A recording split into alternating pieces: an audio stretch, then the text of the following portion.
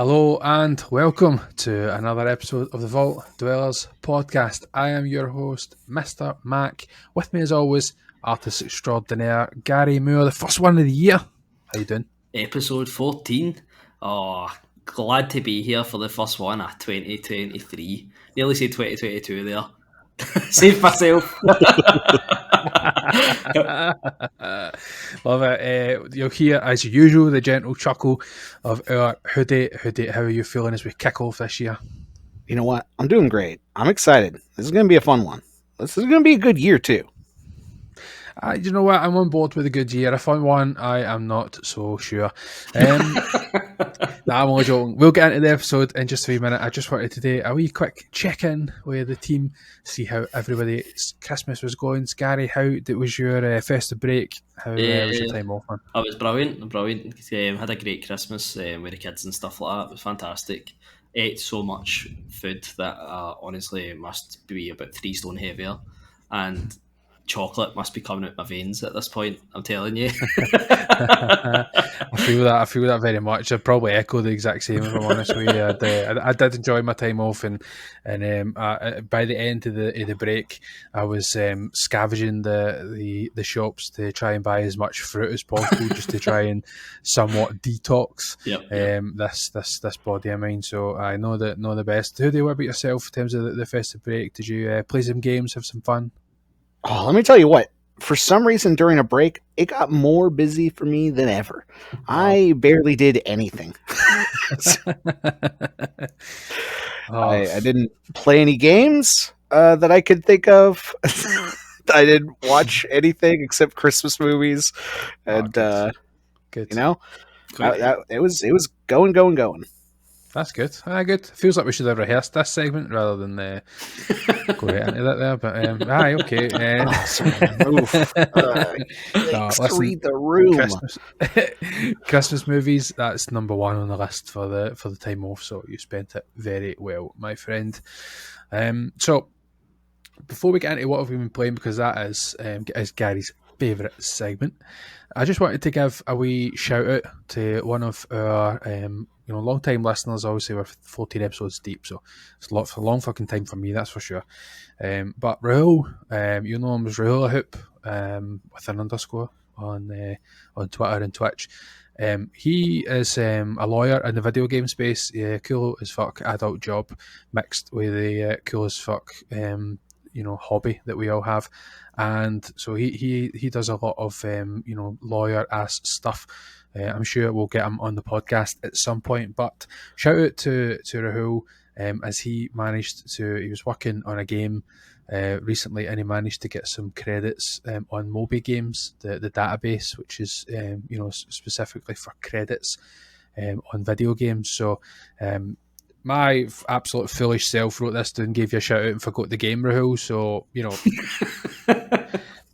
write a comment below in the YouTube, and we'll give you a thumbs up and a wee love heart comment and stuff. So that'll be so people have something to go and look at, and then maybe they can leave a wee comment. So I'm trying to bait the comments, but shout out to you, Rahul, doing good work as always. And like I said, I'm sure we'll get you on for a whole host of topics. You never know. You never know. We might need them soon if we get copyright strike to it. I'm definitely holding them on the wing. I'm going to give him a weekly shout out, and that'll be like how we kind of as a retainer to try and make sure that we keep a hold of such amazing talent. Right, that's what I'm saying. Right, yeah. Shout out to you, Rahul. Appreciate the support. We really do. Rahul's always been a legend, by the way. Correct. Just a really awesome person. Yeah, absolutely. Full of kindness. And, we've totally ripped his the whole prediction league thing on the next episode. So check that out as well. So, Gary, you always kick us off, mate. Your favourite segment. What have you been playing? So, what I've been playing? So I'll just start with this. So I started Horizon Forbidden West, and I played it, and I was like, I don't know if I like this or not. So I played it until we got to the next map, I feel like, and I was like, this is clicking now. I'm actually quite enjoying this. So playing it. You got 40 hours in, and then decided, Horizon just isn't for me. I just don't know what it is. I think it's fun when you see new dinosaurs or new monsters, whatever you want to call them, and it's like, oh yeah, so they need to start ripping this bit off and this bit off. Then I'm just like, I just don't like this same rinse repeat. Like, try to find a dinosaur, try to do. I just like, oh no, I just can't be bothered with this anymore. I think the world is a bit strange as well, because like you find stuff like keys and stuff that are like just throwaway items that you sell for valuables, and it's like it literally shows you a picture of a key, and it's like, oh, these are ancient chimes. Or you see a picture of a watch, and it'll be like, this was an ancient bracelet. But then you've got Aloy in the next cutscene sitting talking about databases and glitches in systems and like stuff to do with computers and stuff like that. And I'm like, this is a pure mixed, like, she knows some stuff, but she doesn't know what a watch is. You know what I mean? It's just it's a bit strange. And I think throughout the game is like it's kind of broke up in different clans in this one, so you kind of go to see different clans, but they're all pretty much the same. I was expecting when I was going to a place, it was like, oh, we're going to the Sky, whatever it was called, Sky Land or whatever. I was like, oh, I'm going to go there, and everybody's going to look all different. And I went there, and everybody was just like the same, with like a green face or something like that. And I was like, oh, I was expecting them to have like different armor, and just look completely different. I actually was thinking to myself as well, as far as you're going further east or west, sorry, I actually was thinking, what would have been cool if they actually had like the accents change as well? Because you know yourself what Scotland's like for us. We can go like half an hour distance in Scotland in a car, and people speak like they say obviously the same language, but a totally different dialect. And that's what I think the game misses, because everybody just speaks the same. Like, it's just like that American accent, but they're just the same accent across the board. But I'm just totally bored there. I got 40 hours in, and I was going to go and look at how long he beat the website, and I was just like, I just can't be bothered. I'm just finished with this game now. So I got deleted off my PlayStation the other day because I was like, I'm done. But you know what, Gary? I feel the same way with this franchise at this point, where I played through the first one and I had a good time with it, and then I watched quite a bit of the second one, and I was just watching it going, there's something missing. There's like a magic missing, where I think God of War is, during that similar time period where like, oh, here's this game that came out and whoa, it just had something, right? There's like an X factor that I can't put my finger on, but like there's almost nothing wrong with Horizon. Like, technically a great game, very beautiful, the performances are great, but there's just something about it that I'm like, there's nothing here yet. Everything is here for there to be. And I don't know what it is. It's very strange. Especially a game with like robot dinosaurs, like you were saying, like, oh wow, the creatures, whoa, this should be blowing my mind. But even then I was like, okay, I don't know. It's not clicking. The first one didn't, and as strong as I wanted it to, and watching the second one, I was like, if I had jumped into that, I'd probably have been out 10 hours in. I don't. It's really strange. I think the thing is, see, like the first one, Aloy used to really annoy me. Like, I think Aloy's a wee bit like me. She's a wee bit sarcastic and stuff like that, and as a character. But see, he's playing that, it's just like how annoying it can be. Like, actually playing as that character, she's like that pure pre-angst teen. Like, it just seems like everything she says, she's always doing it with an eye roll and everything else, and you're just like, just answer somebody. You don't need to be cheeky. Like, why? I don't want to be playing as this character that always needs to be a smart ass. Like, just answer and be like, that's fine, I'll go and do that for you. Why does she always need to have a pure, oh, I'm guessing they're over there and where the dinosaurs are? Oh, it's just kind of that MCU effect where it's like, everyone needs to quip. Like, you could have normal, grounded people. Like, they don't need to say anything funny here. Exactly. But so that's Horizon. It's been chucked away, flung in the forget me pile. So what else have I been playing? To lighten the mood up, I've been playing Fortnite. I've been playing Fortnite with the guys, with MrMac and Jillian. Been playing with who else? We played with Ben as well. Oh, Ben! How could I have forgotten how we played with Ben? We played with please. What is it? Please. Oh my god! Please be excited. Please be excited. Thank you very much. I don't know everybody's handles, so apologies. Yeah, I've been playing Fortnite. Really enjoying that. Actually, I was quite surprised. We kind of always do this every kind of Christmas. It's usually Grand Theft Auto. It used to be Grand Theft Auto, but it was more Christmas Fortnite. So kind of a fortnight before Christmas, we started playing Fortnite. And I have been quite enjoying that. Playing with the guys again, and Jillian. Having a good time with that. And my last game I got for Christmas was FIFA. Everybody's starting to do their eye rolls now. But FIFA for me, FIFA's a staple. I've said it before. Loving it.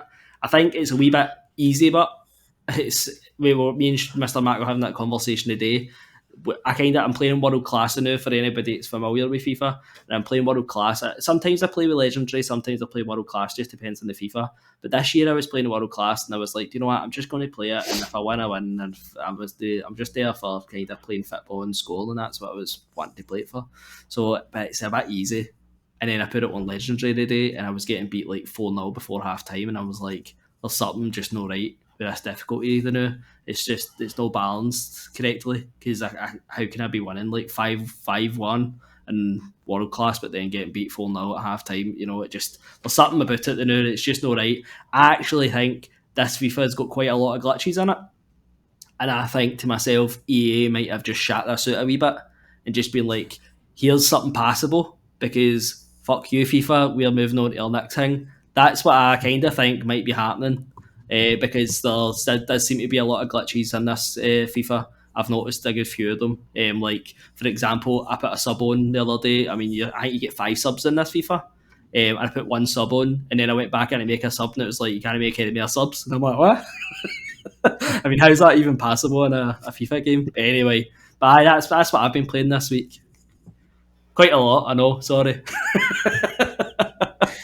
And that was a Horizon review. Hoodie, what have you been playing, mate? What's happening with your world? Yeah, I didn't play much during the break, and then January rolled around, and it was like, hey, you got a little bit of time. And I had a message from our friend. Please, what is it? Please be excited. Please be excited. Ben, and he said, I just bought Castle Crashers. It was on sale. And I was like, are we squatting up, dude? So I went, I bought some Castle Crashers. I had played this game on the 360 when it released. Loved it, from what I remember. And then we played through the whole game and beat it. And you know what? Game does not hold up, but it was a great time playing with Ben. That's all Miles. That's all Miles. Game definitely feels like it was made on the 360 era, and I still love the art style. We had a lot of laughs. It was fun making it into like this insane competition where it just became unruly at a point of, well, I'm gonna just immediately kill Ben so I can get more coin than him. I'm just gonna sabotage him. Yeah, I mean that part was fun. Other than that, I went back to High on Life, and I am like a snail getting through this game, just so slow, so slow. I think a lot of what it is that I get tired by the end of the day. I'm like, I can't get the energy to enjoy what this game is. It's very much my sense of humor, and if you know me, it's a lot. it's a lot. So I was like, okay. But what I have played, I've loved. I'm really enjoying the combat. I think I won't say what you get, but you get things throughout it that make the gameplay more exciting. I like the guns. They're very funny. They all have distinct personalities. There are some I like more than others where I'm like, oh, I want to see what this this gun will say in this context of the story, which I think is interesting because each one will have like a different reaction to that scenario. I've noticed. Yeah, I'm really creative game, and I'm just excited that it's super successful and Squanch Games can keep doing whatever weird things they're doing because I've played all of them now and I've loved everything they've made. I'm like, yeah, let's go. Let's go. Can I ask a question? What about yourself, man? Oh yeah. Did you buy a jar of cum?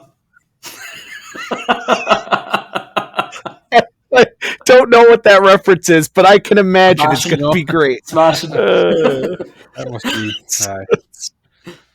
That's great. I just finished Care Bears. I think if that gives anybody context of where I'm at. That's the second one, isn't it? Well, it's the third one for me because I did a different one first, which I won't spoil. But yeah, really enjoying it. What about yourself, Mac? What have you been playing? Well, the guys have probably touched base on a couple of the ones that I've been playing. Please be depressed. I mean, excited. he messaged during the kind of festive time and said, "Oh, is anybody picking up FIFA?" And I thought, maybe at the end of January or something, when the transfer market closes and everybody gets an update. It's it's generally the most up to date teams and then you can start your season and you've got all the players that your favourite team has, whatever else. So that's usually what me and Gary would usually do. But because Ben had asked me in a group chat with Mrs. Mac, when she's seen that I'd said I'm not going to pick it up until then, she ended up just getting it for me. So she's kind of surprised me with that during the break.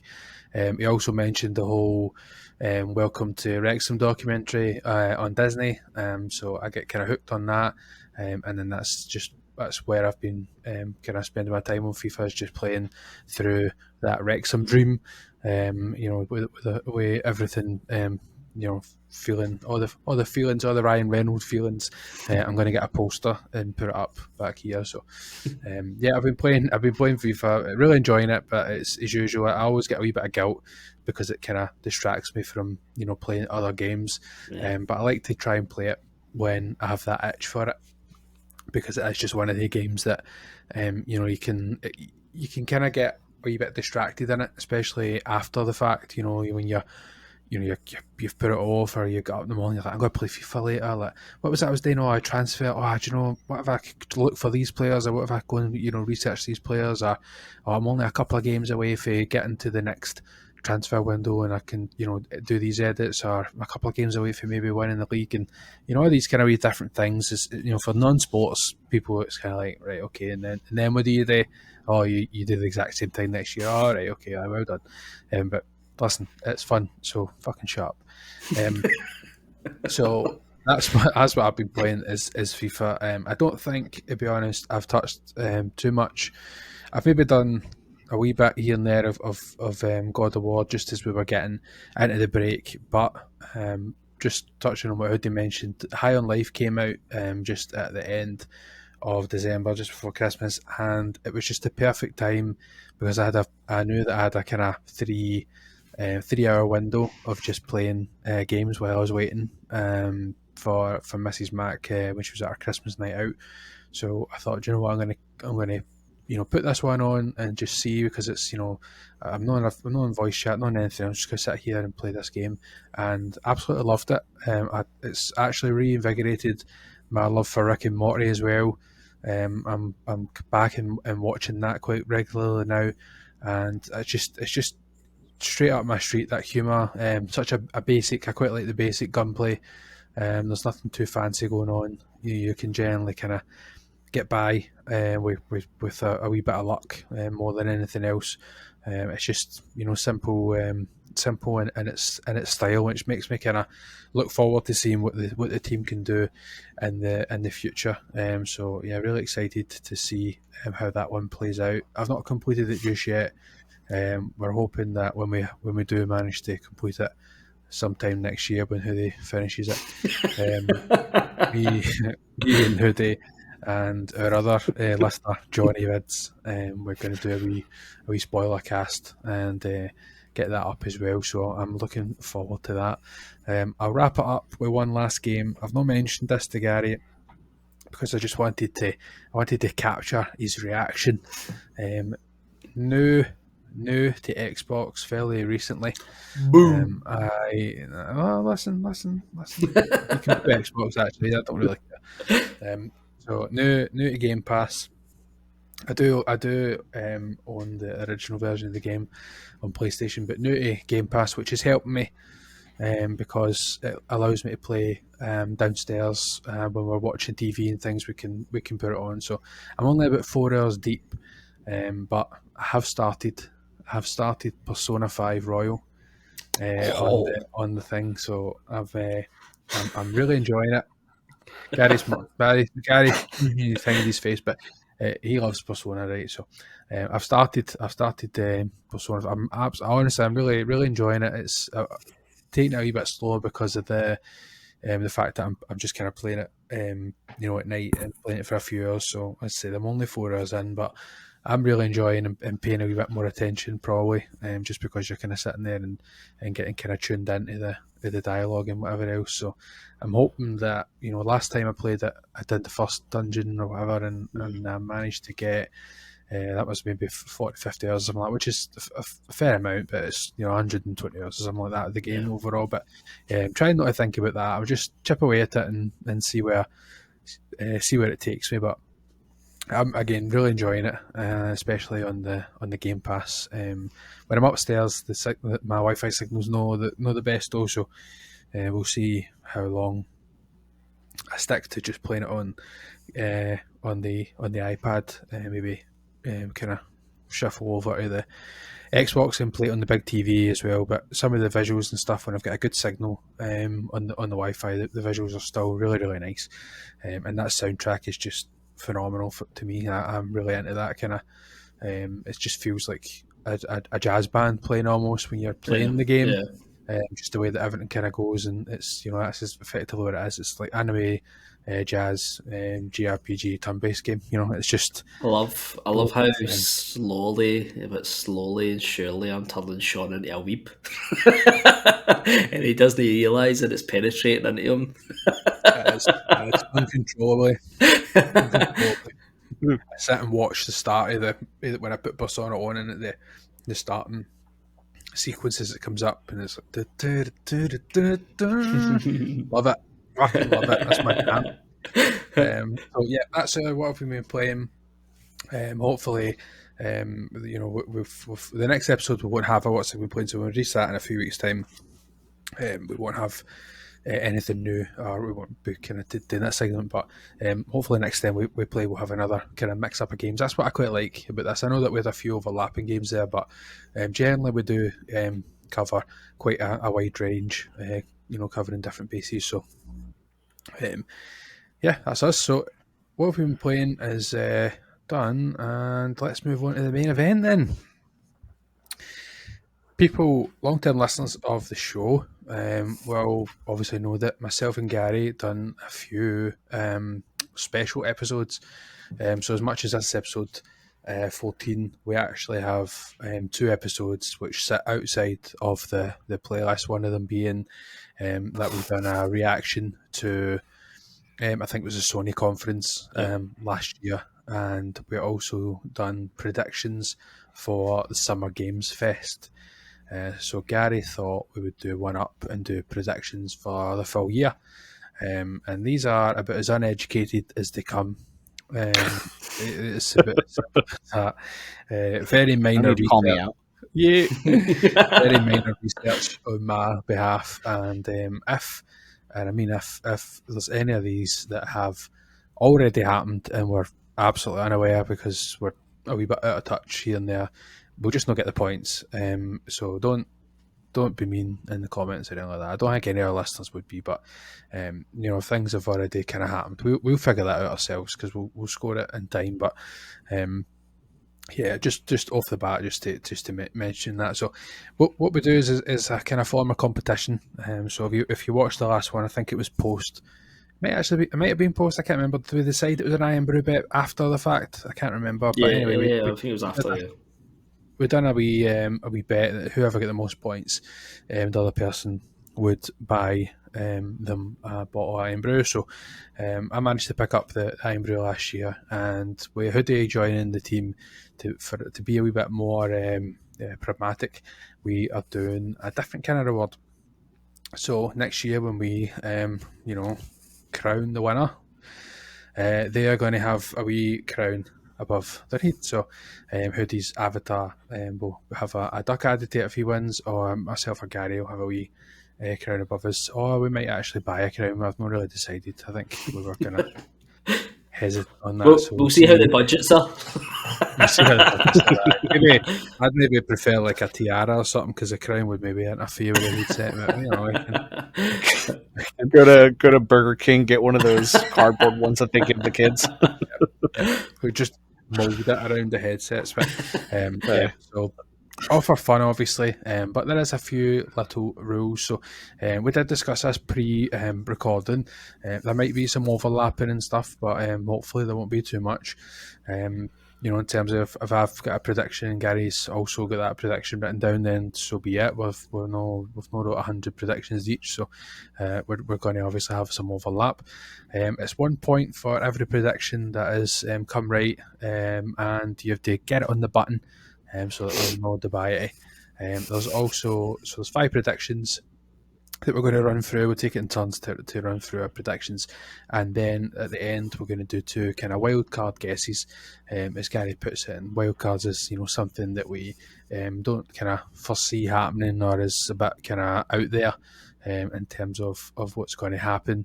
And the prediction, the points for that, is 2. So you get 2 points for a wildcard guess, and I don't know who defines if something qualifies for a wildcard guess. Let's not just take it that seriously. Let's just fucking, if I want to put a wildcard, aye, agreed. This is where it came from. Agreed. All right, so I am happy enough with that.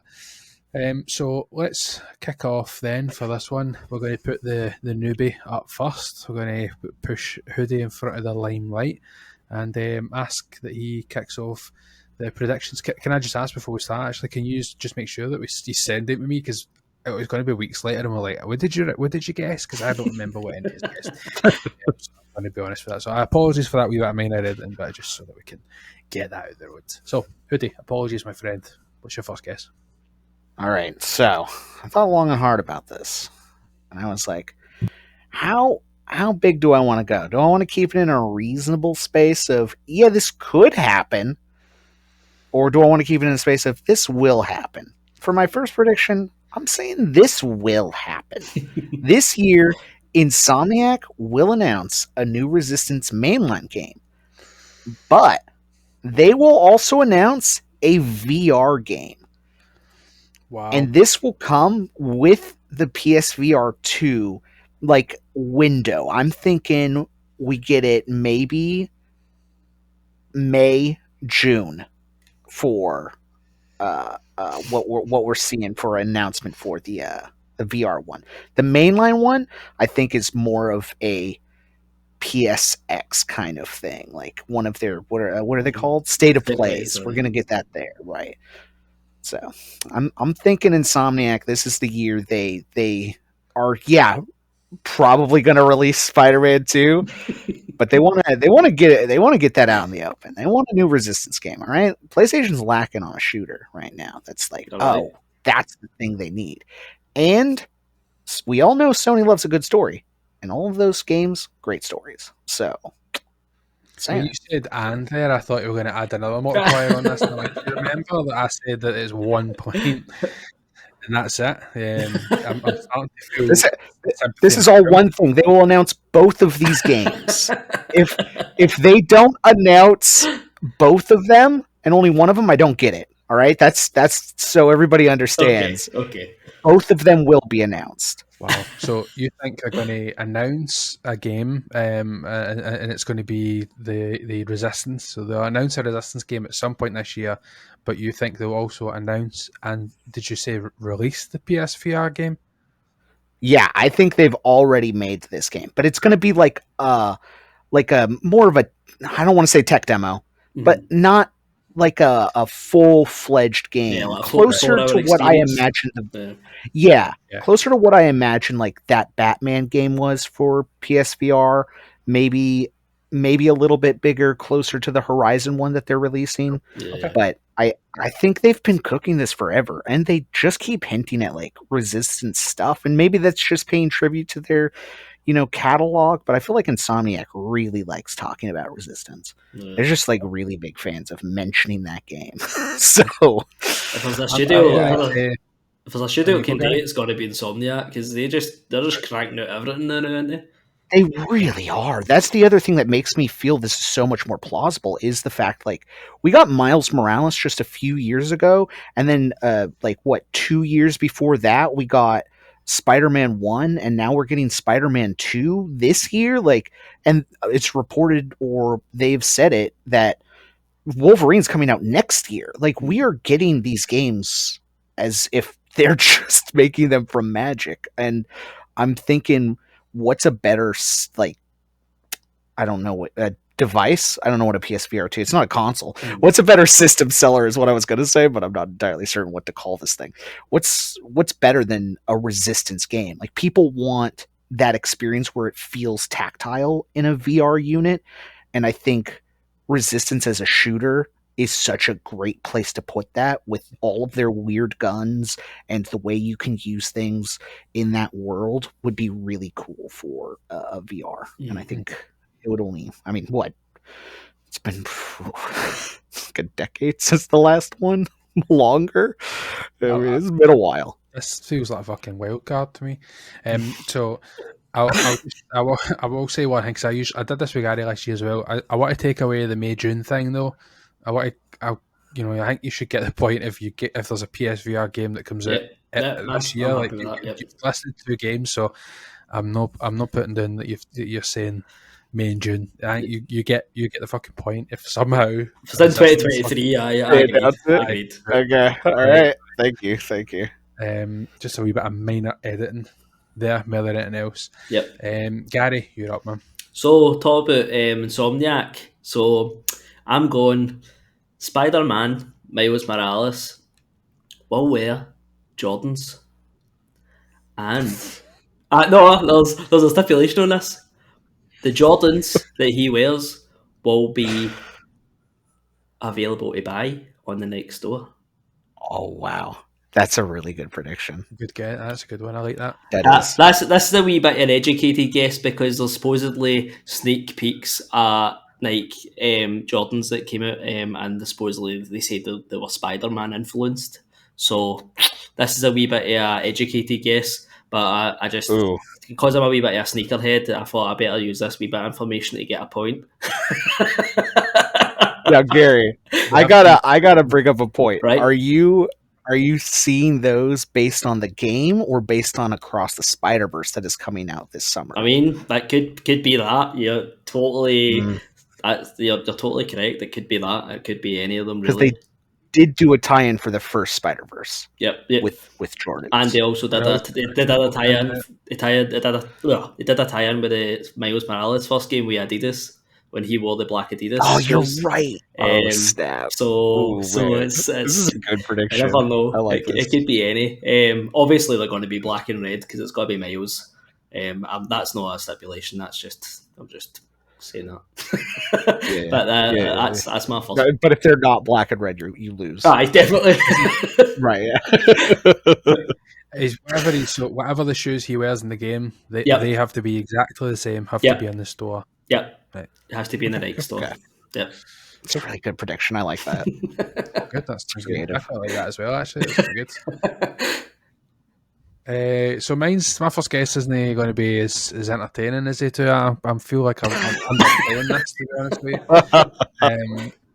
But I think that we're going to get a new game trailer this year from Hazelight, who is the company that brought us It Takes Two and A Way Out. I think that it's about time that they tease their next multiplayer style game. So I think that they're going to keep the same formula. It's a winning formula. Don't listen to what he says. He's anti It Takes Two, kinda. So I think we're going to get a new trailer for that. I don't know in what capacity, but a new trailer. It Takes Three. No, not It Takes Three. No. So some of my other guesses around that worked.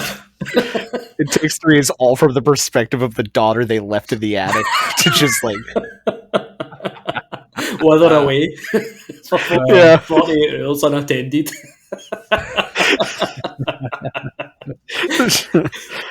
You know what? Max said up front. I will say, game is great. Too long. If you make It Takes Three, maybe like 3 hours. That should be part of the 3. It should be 100% sure.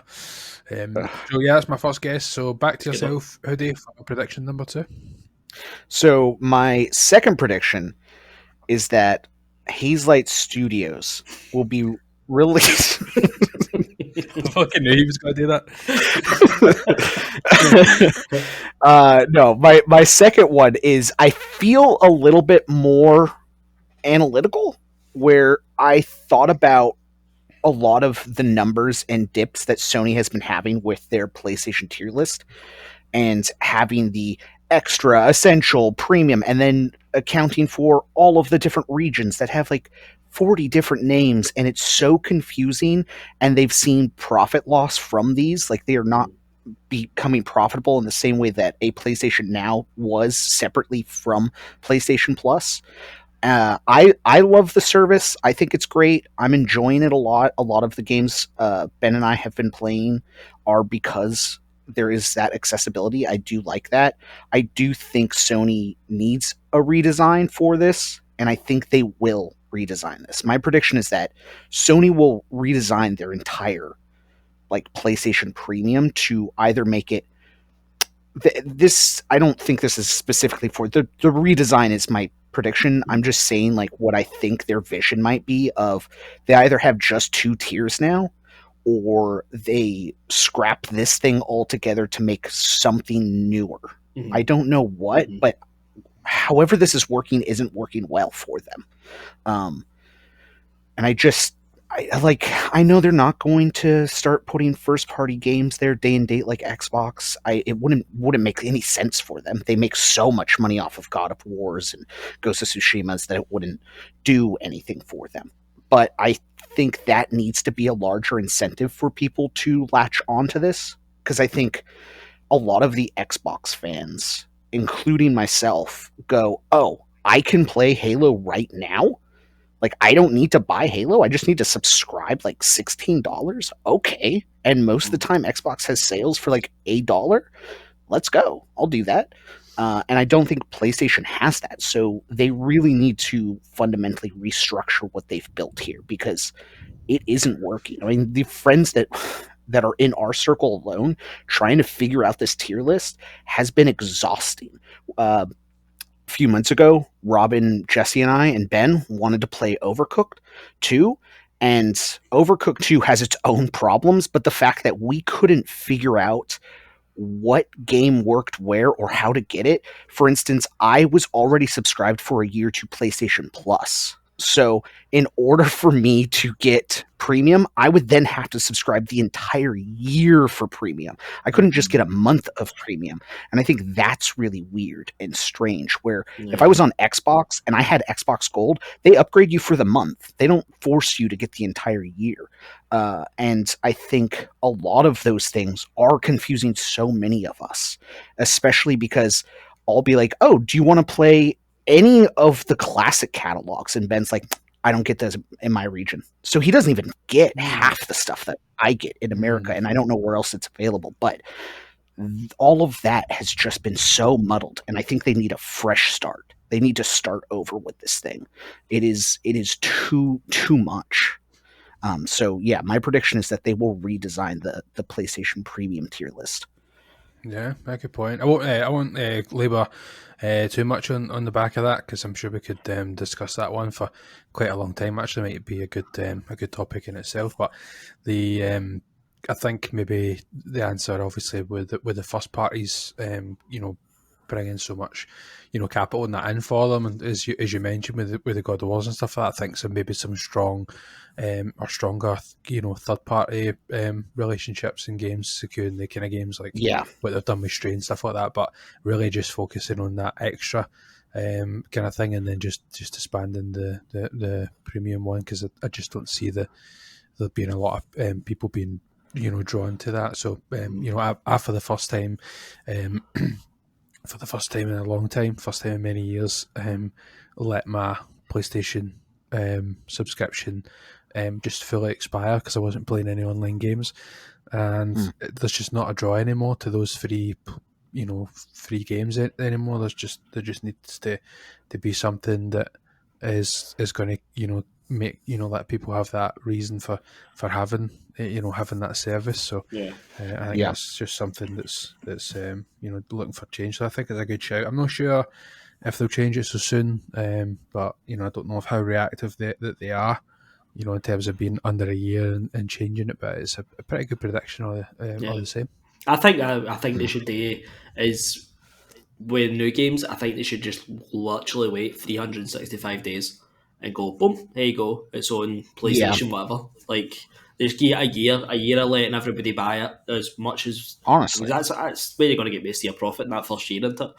So after that, why not just put it on? Yeah, no, 100%.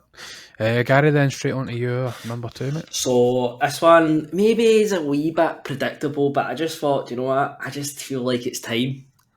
We need that splash screen Rockstar Games to come up on YouTube, and we need the Grand Theft Auto 6 trailer. That's what I'm predicting for this year. Okay. I think the what do you call it? They had that leak, the big leak that they had last year now. The game actually looked pretty well, like, in production. It wasn't like bad looking at all. A lot of people like kind of hammered it and said the graphics were rubbish, and you're like, it's a game that's in production. But actually, I think it looked pretty far on. It's, if you ever watched any of them, there was a scene in a club, and it was literally the full club was like done near enough with just a few textures and stuff like that. I think this game is much more sooner than we probably realise. I mean, sooner, God, if we've not had a Grand Theft Auto in about nearly 10 years. I just think it's time, and I think this is the year that, I think when that leak as well, I think it's probably put a wee rocket under their arse, and they're probably like, you know what, that leak was crap because it just got up from under us. You know what Rockstar are like? They like to have their big shining moment, and I think this is the year they're just going to go, like, do you know what, at least let's put a trailer out, and that can be ours, and we can get all the views on YouTube. So that's my prediction. Good shout. Why no? I don't see why no. I think it's not as it's not a predictable one, but it's maybe not as secure as what some people might think. I think Rockstar are quite secretive, and they won't be ready until they say they're ready. So I think it's quite a good shout. You think, Hoodie?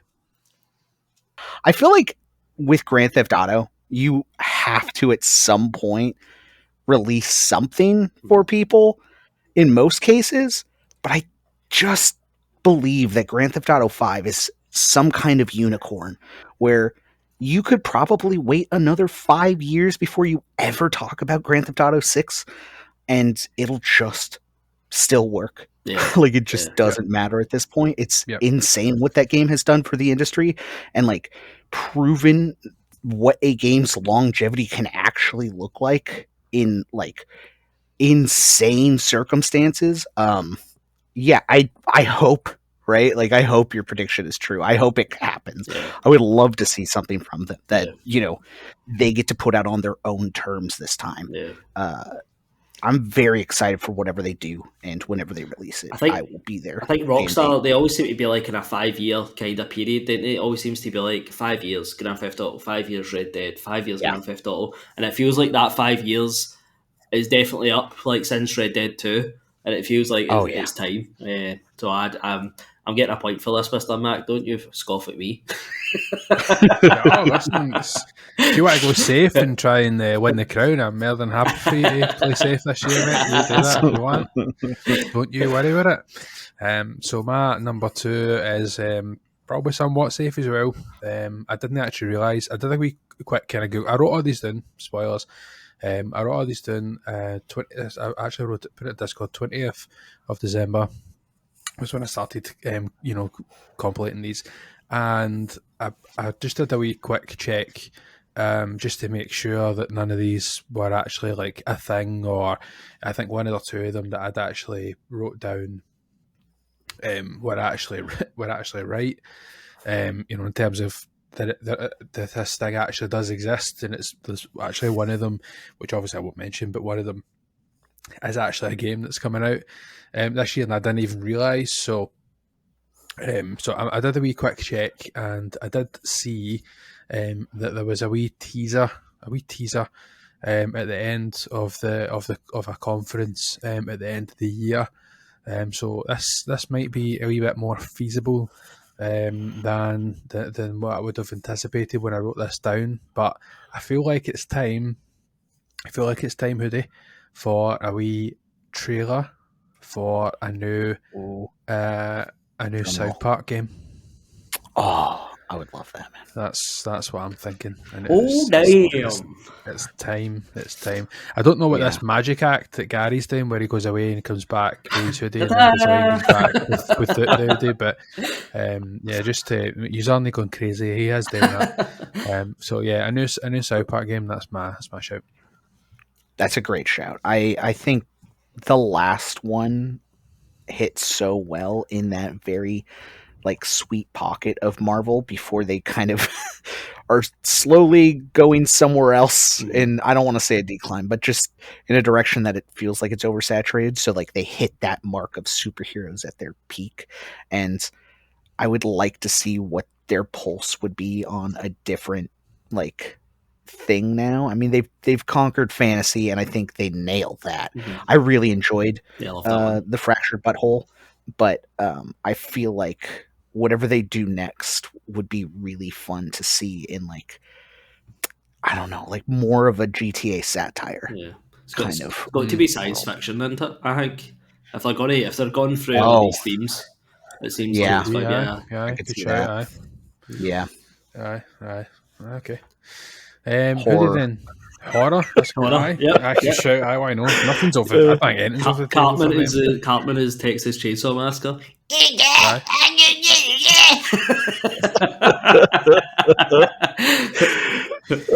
People around South Park are being killed off. You have to figure out who the serial killer is.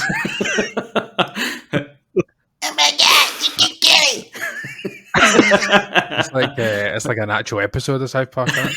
Yeah. Okay, so number 3, Hoodie.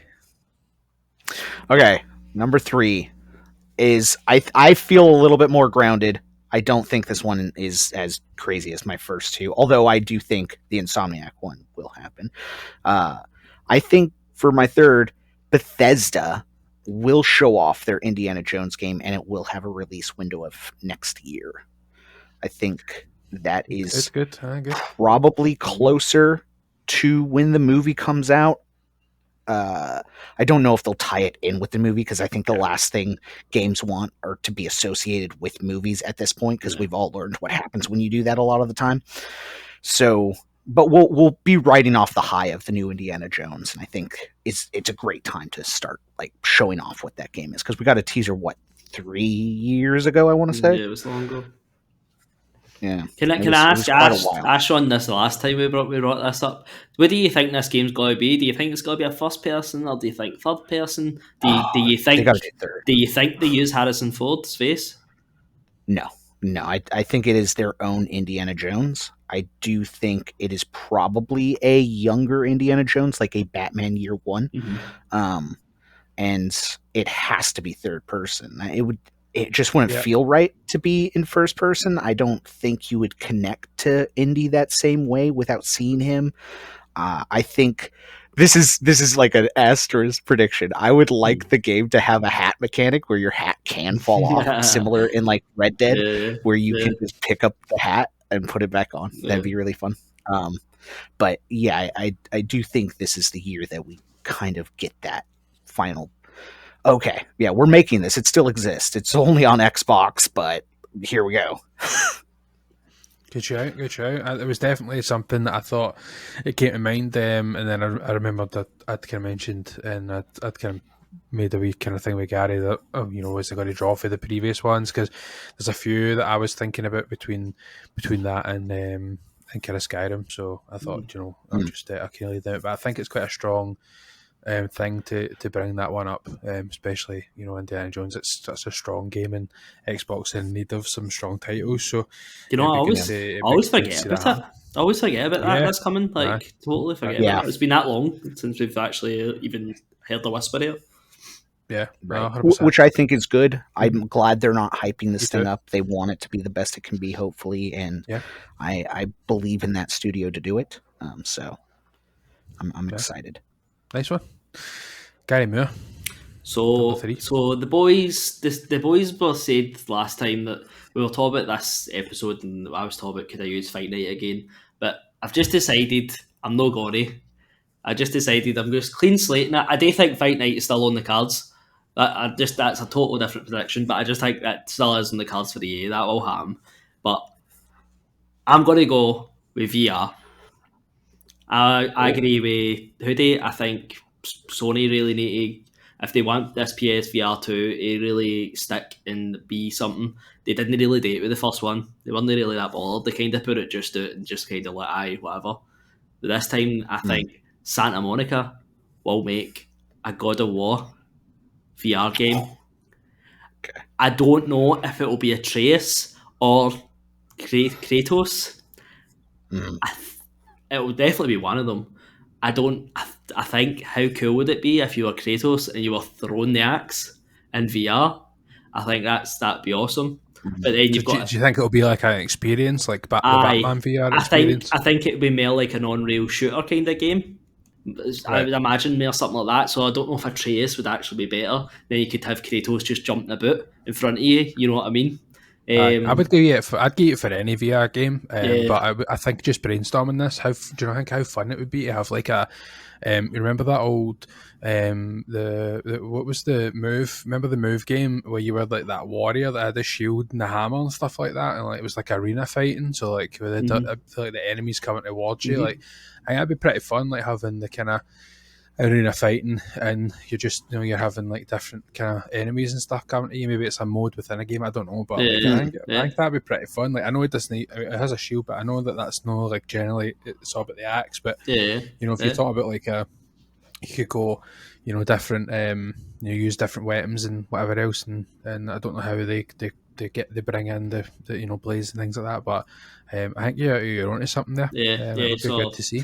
Yeah, I think that's my prediction. I just said there that's actually not a bad idea. They could even just change it. Like, it could be like the first bit of the game you're Kratos, then it changes that you're Atreus at some aspects of the game. That I could even do that, and then you could be shooting the ball and, as you said, shielding, throwing the axe with the other one. The move game had that in it, where you could go like somebody that was more kind of archer based, or you could go the guy with the like a shield and and a sword, I believe it was, or a shield and a big hammer, and you could do all sorts of different kind of moves and stuff like that. So I think if they could bring something, and especially with the PSVR controllers being a wee bit more better or whatever, better built, better synced than the old light bulb ones, then we might be able to see games with a wee bit more fidelity in them. So I think that's a pretty good shout. And I thought you were going to go when you mentioned the Fight Night thing, and then you went to PSVR. I thought you were going to say PSVR Fight Night game. And I'm like, I don't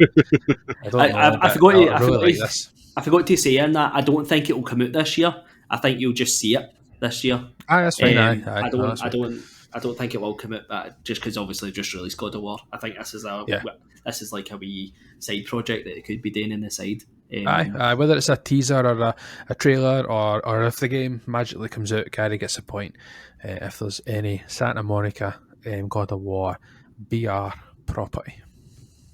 Smashing.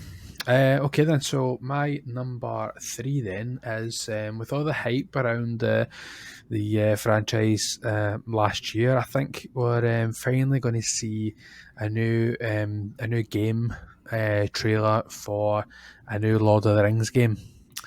And I don't mean the one that they were talking about with Smeagol or whatever, and Gollum and all that stuff. Like, I don't think it's going to be that. Nor I'm not entirely sure, but nor do I think that it's going to be the way that the old Lord of the Rings games were. As much as I would love one of those kind of games, I don't think it's going to be one of the kind of that kind of multiplayer, single track based thing where you're taking down enemies, and I would love that kind of thing, because if you can imagine what they could do now with the graphics and the power and the box that we've got these days, for that kind of thing, I think we could see some really nice things happening on a big battlefield with that kind of siege gameplay. But I think we'll see some kind of game trailer, and it will be Lord of the Rings, but I don't know if it'll be similar in vein to how they've done this series, where it's gone way back, so that they're using different characters and stuff. I think that would benefit them more, but obviously, in terms of trying to capitalise fully on Lord of the Rings, it tends to be your Legolas characters that they kind of draw on. So we'll soon see if that comes to light. But can I just say that I would absolutely pee my pants if I've seen a good Lord of the Rings game come out, because I love a Lord of the Rings game, and I'm actually currently watching Rings of Power, and my God, that's so good. That TV series. Get to it, man. Oh my God, Sean, you'll love it. Like, literally, first episode, I was hooked. I was like, I am hooked, like Link and Line and Sinker, man. Honestly, hooked. I cried. Oh, it's so good. Really? It's so good. It was my favorite show of last year, the Rings of Power. Is it 4K TV? Like do I need to use my big TV? Like, or should I be using my big TV? You should. Aye. This is the best looking show you will ever watch. Okay. And I feel a review coming on next year, 2023. Honestly, okay. I'm down to rewatch it. It's so. You know what? The only thing I'm going to say about your prediction is, this is one that I felt a few months ago that I was like, we've not seen a good Lord of the Rings game. I know that Gollum game was coming out and stuff like that, but do you know what put me off putting this? I actually was thinking about this for my list as well, but a company just bought the Lord of the Rings rights recently, and I was like, that's put me off. And they also bought it for something like 300 million, and I'm like, fucking hell, Sony! Like, you could have been all that and bought literally the rights for Lord of the Rings. Where were you with your money then? And nobody wants Xbox to buy it, so. True. I think in terms of it depends. If the kind of obviously they bought the rights. There's people are capable of doing all sorts of things. The contracts could already been written and stuff like that. Don't need to be. There could be teasers available and stuff, and that's all I'm kind of thinking that it'll be. I don't think it'll be anything, flushed out or anything. I'm thinking similar to how the Bethesda, teased Skyrim a few years ago, where it was 30 seconds at the most, just that kind of atmosphere. That's that. Just to let people know this is we're here kind of thing. So it was fairly recently that was purchased, so it's probably one that's not going to come up, but I like to throw a couple of things in. There's no point going on sure bets, is there? I like it. So Hoodie, for your fourth, what are you thinking? Yours couldn't have teed me up any better, because oh boy, my fourth one is that WB Games will shut down, and all of their IPs will be spread about to different studios, with James Gunn dictating who gets what. I think WB Games has seen a lot of loss recently. I don't think they are made for this industry. They're not working out very well, and I think having everything in-house has I don't want to, like, Rocksteady is so incredible at what they do, but I think they're showing that they're the only ones that can do it properly. Yeah. With that specific franchise of Batman. But I think we saw with not Shadow of Mordor, Shadow of War. Was that what it was called? Yeah, the second one. I think we saw the massive hit they took on that from not only the community, but like all of the in-game microtransactions and things that just completely nerfed that experience to the point that people hated the game before it even came out. That was me. I platinumed the first game, and I played that second game, and I didn't even finish it. I was like, I can't play this. Yeah, I can't play this. I was right there with you. I also stopped. I love the first one. It is so great. That whole Nemesis system is incredible. I think the second one did not understand the best notes of the first one, and then they added on things that just really corrupted that experience. Definitely. I think playing through 90% of Gotham Knights, I did not finish it. I was very close. I was very close to beating it, and I feel like I have enough authority to say that game's not great. That game was very broken in many, many different ways, not even just system-wise, but world-wise. It felt so empty and hollow. It felt like a game that was made with the best intention and the worst execution. It is so heartbreaking to watch those characters just kind of be dragged through the mud. A lot of that game of, wow, this does not sound like how these characters should sound like. And I'm all for any interpretation of them you want, but this was like everyone sounded like a dude bro, and it was uncomfortable to a point to listen to them talk to each other.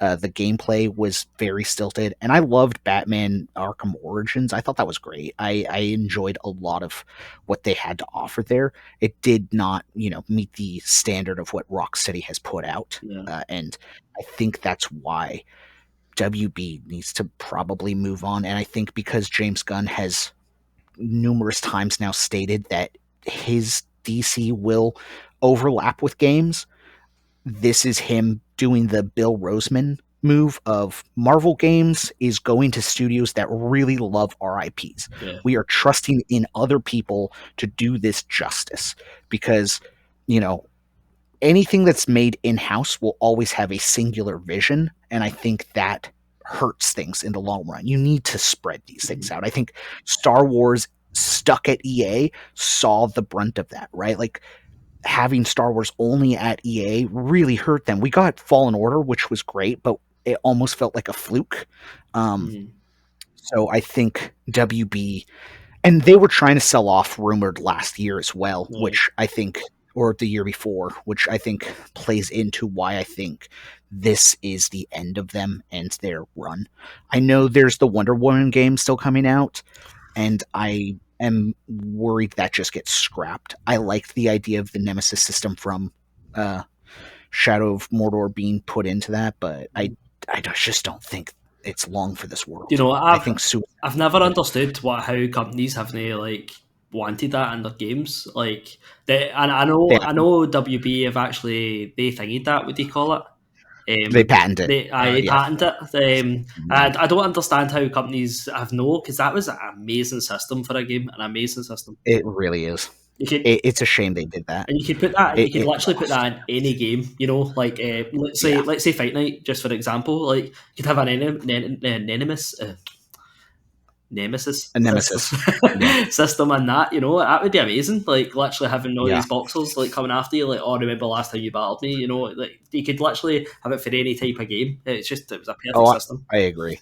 I think it was such a shame for WB to do that because it really put this cloud over the rest of the industry of you can't have our thing. And it's well, but the game industry thrives when people can play around in other people's sandboxes. We don't get Assassin's Creed without X, Y, and Z. We don't get Gears of War without X, Y, and Z. We don't get these things without other games being influenced. But yeah, I think whatever Hogwarts Legacy does, good or bad, I don't think it matters. It won't do enough probably for them. And then ultimately Suicide Squad. I'm so hyped for it. I'm very excited for this game. I love Rocksteady, as I've mentioned several times. They have a standard that is just so well done in that universe. I do think that'll be the swan song for WB Games. That's it. We're done. We have to move on. And hopefully Rocksteady gets to go out on their own or gets bought up by somebody else. They should not be lost to this world. They are so talented over there. But that's my prediction. Is WB Games is dissolved. R.I.P. That's a good one. Yeah. I like that. It's a good one. And then over to you then, Gary, for your number 4. So I'm going to bring some Switch love. I feel like the Switch there is just doing its own wee thing and not really making a big impact in the world now. You know, they're just kind of quiet there, not really releasing many games. So I feel like it's time for Luigi to come back and go into that wee spooky mansion for a 4th time. I think it should be Luigi's Mansion number 4. That's a really good trailer. I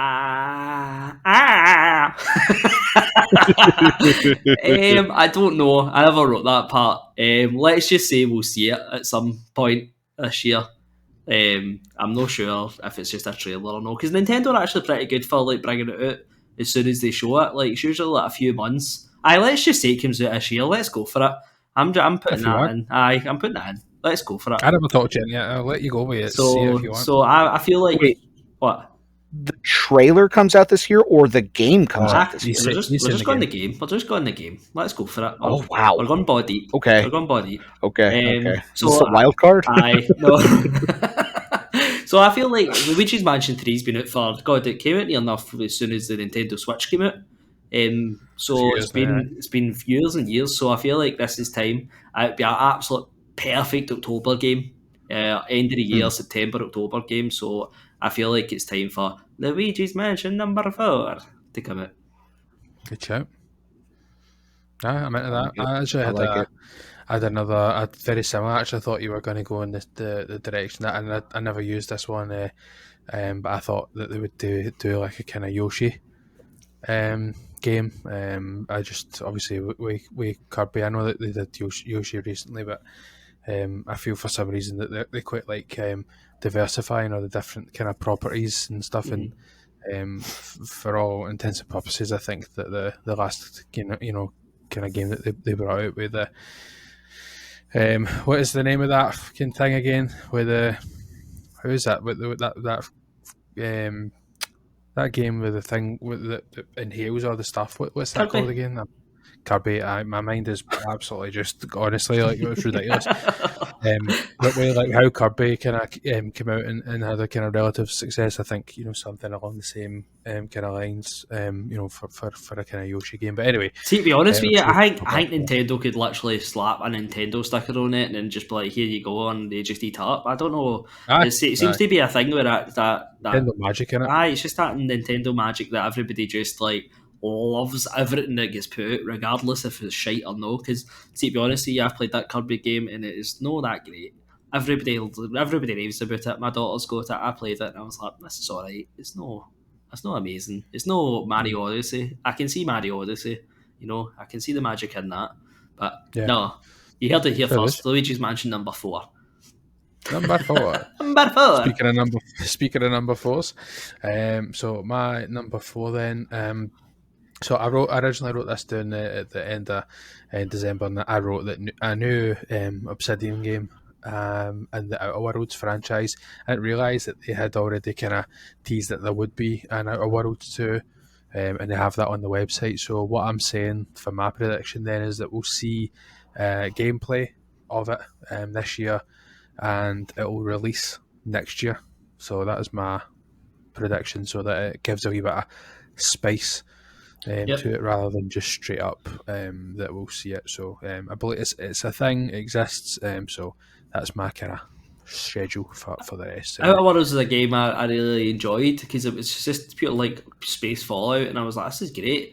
But as soon as Xbox bought them, I was like, I'm not finishing this game because I'm not getting another one. So what's the point of finishing this first one?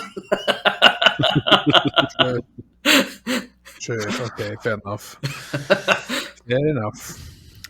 So yeah, that's mine, and we'll see what it's like. I would love to go back to Outer Worlds itself, but I just have that kind of thing where I've played quite a lot of it. So even though I purchased the DLC at quite a cheap price, it's hard to entice me to go back and play through them on an older game. It's just one of the things in your mind. So a second one would be absolutely perfect for me.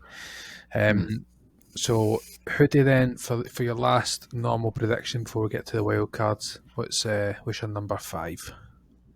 So I wanted to be one of those people that are just delusional and going, "Oh, there's a new Switch coming out this year, 7 years in a row." But I decided to stay a little bit more keyword grounded for these predictions, and I will say Nintendo will announce a new Mario game this year, and it will have some kind of Mario movie tie-in, like just anything. I don't really care what it is, but it's going to have something that's like, did you see the movie? Like, okay, yeah, awesome. That's great. Does Chris Pratt voice Mario in the game? Oh,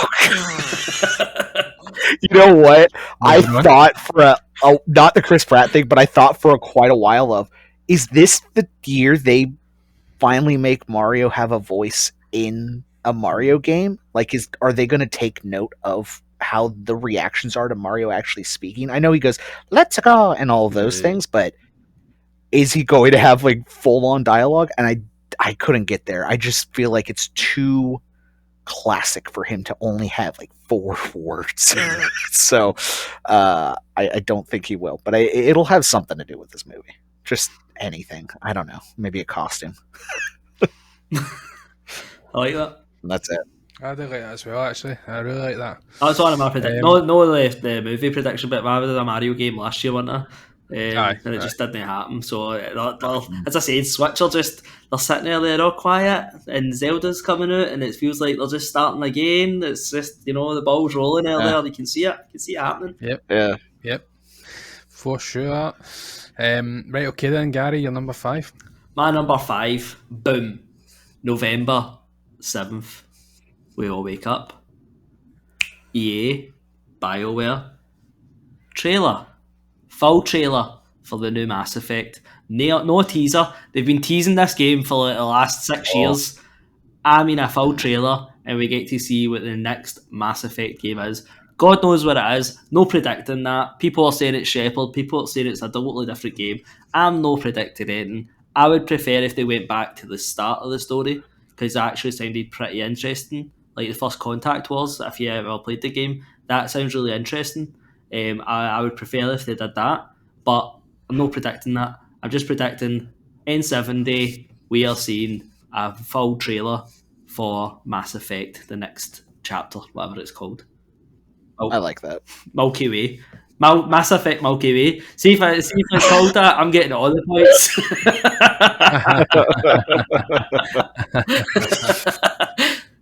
Fair enough. Mass Effect Uranus. It's funny too, because I'm like, why is he being so specific about this date?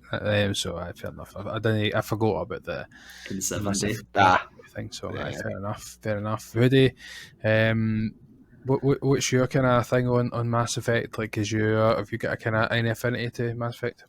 Oh, I love the Mass Effect games. I played through the second one. I think almost as much as Spider-Man. I think Spider-Man's just a little bit more of like... Mass Effect 2 is a masterpiece in my mind of, whoa, this is the moment where I was like, games can do this? That's crazy. Whoa. I really like the first one. I don't play it as much because it's harder to go back to. It's very kind of janky now, but the third one, I know the ending is a big problem. It was a big problem for me, and that made it harder for me to go back. The game itself is really good, though. I feel like people overlooked how well made that game is and how great that story is up until, like, the ending just overshadowed everything else that's great about that. So that trilogy altogether was just like, wow, how did you nail this? Like, in a game? That is not. That's not like, it's very rarefied air to me to have a game not only have a great trilogy but also finish out great in a way that it did. I think, yeah, where we're going with it is exciting. I know we had Andromeda, and most people didn't enjoy that experience. I liked it for the most part. I didn't get to finish it. It became too long for me. But I was very much like, man, I wish we had more in this universe. So when they drop that, I'm just totally there. I'm so excited to get back to that world. It is so cool. Yeah. I played Andromeda like a year after, because it came out and it was like a pure glitchy mess, and I was like, I'm just staying away for that. And I think it was like a year after it was on sale, and I was like, oh, I'll just pick that up, and I had a great time with it. I was like, this is just like another Mass Effect. It didn't feel as good. But like, no. I mean, like story wise, it wasn't as good. But the actual like gameplay, like jetpack and stuff like that, was brilliant. I had a great time. But you're totally right. Masterpiece. 10 out of, I don't know if it's a 10 out of 10, but it felt like a 10 out of 10 at the time. It was. I played that game. Must have been about 4 times in a row, just straight after each other. Loved it. Loved Mass Effect 2. One of my honestly, well, circling back to the PlayStation Premium, they just released for PS Plus the remastered like last month for everybody, and I was like, maybe I go back. Yeah, maybe I go back again. Yeah, especially because supposed to took the jank out of the first one and that remastered version. I think it's still a bit janky, but that was the one that I think it's still dated. Yeah, maybe no quite janky in the movement. The movements felt fine, but it's still quite dated. And then obviously with I've never played them, but I do have the kind of remastered versions, and going into it, it's just one of the things where you go into it and you get such high expectations for it. But if I didn't experience it back when everybody else maybe did, and I think with you guys maybe playing it back in the day, so to speak, maybe with a wee bit more time and stuff as well, it's maybe a good benefit for that as well. With us nowadays, it's hard to string a lot of time together to play these games, which I think is what you need to bolster up that story and all that decision making and all that kind of stuff. I know they just did the remaster, but how awesome would it be if they just like did the full collection and did a total like rebuild, like just did all 3 of them and just like, we just need to do this, a total rebuild at all 3 games.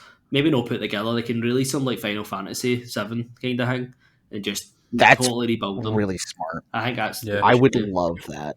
Yeah, if they did have like even slight revisions to it. I mean, give the game a different ending altogether. Maybe one that isn't a choice. Like it just tells you how the story ends. Even I would be fully on board for that. Yeah.